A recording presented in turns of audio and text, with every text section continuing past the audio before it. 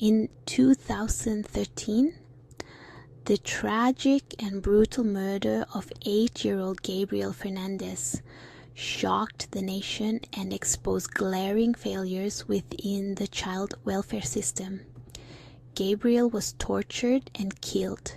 Gabriel Fernandez was born on February 20th, 2005 in Palmdale, California, into a family already marked by dysfunction. For the first few years of his life, Gabriel was primarily cared for by his maternal grandparents, who provided a relatively stable environment for him.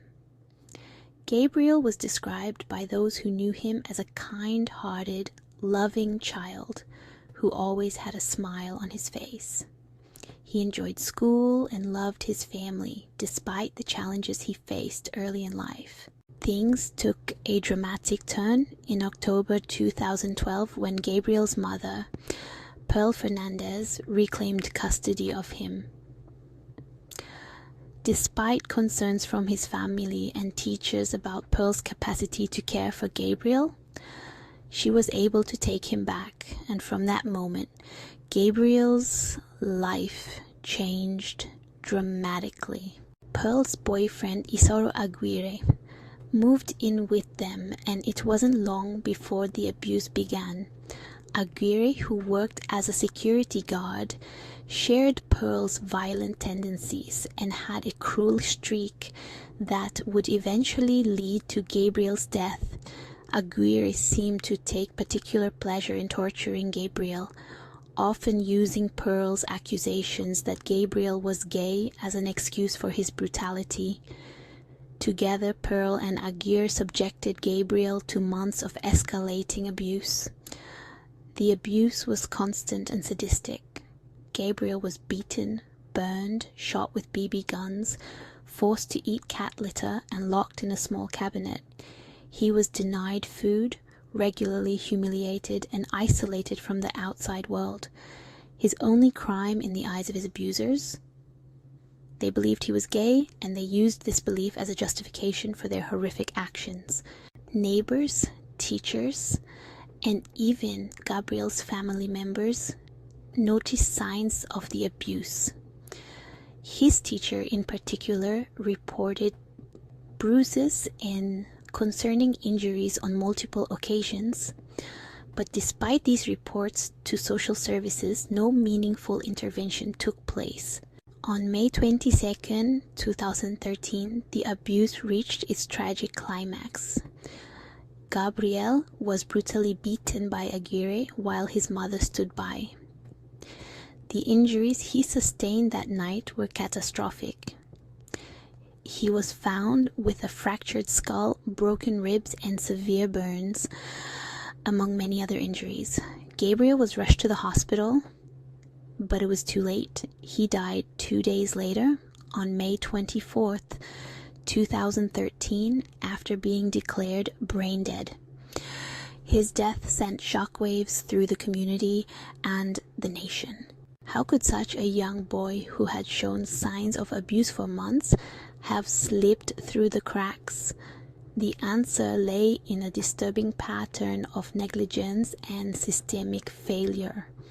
As investigators began piecing together the story of Gabriel's short life, it became clear that his death was not just the result of Pearl Fernandez and Isauro Aguirre's monstrous actions, but also of the multiple failures of Los Angeles County's Department of Children and Family Services. Between 2012 and 2013, social workers were contacted multiple times about Gabriel's worsening condition. Teachers and neighbors had reported injuries and signs of severe neglect. However, despite these warnings, social workers closed the case, dismissing the danger Gabriel was in. This shocking negligence became a focal point of the case, as it was revealed that the social workers involved had failed to follow through on protocol that could have saved Gabriel's life. In 2014, both Pearl Fernandez and Isauro Aguirre were arrested and charged with the torture and murder of Gabriel Fernandez.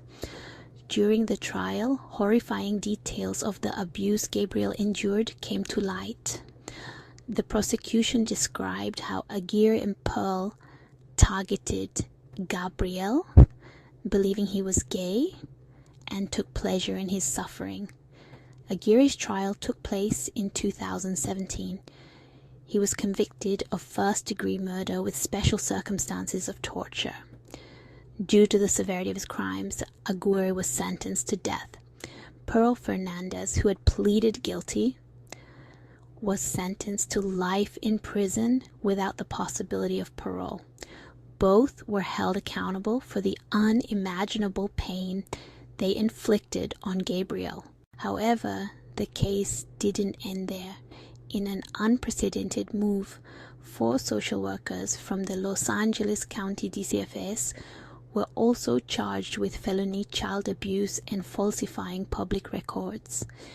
This legal action was brought against them for their failure to properly investigate Gabriel's case and protect him from the abuse he was enduring. Although the charges against the social workers were ultimately dropped in 2020, the case brought much needed attention to the widespread issues within the child welfare system. Gabriel's death prompted calls for reform and highlighted the need for more accountability in cases of child abuse. In the years since his death, many have worked to ensure that Gabriel's story isn't forgotten. Advocacy groups have pushed for reforms in child protective services to prevent future cases like Gabriel's. His death sparked a national conversation about child abuse, the failures of social services, and the importance of ensuring children's safety. The murder of Gabriel Fernandez was one of the most heartbreaking and horrific cases of child abuse in recent history.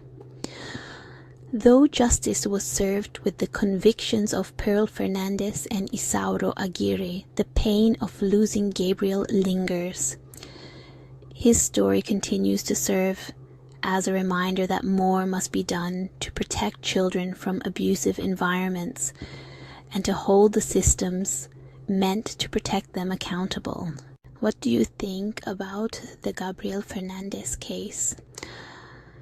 How can we prevent such tragic failures in the future? Let us know in the comments below. Thanks for watching.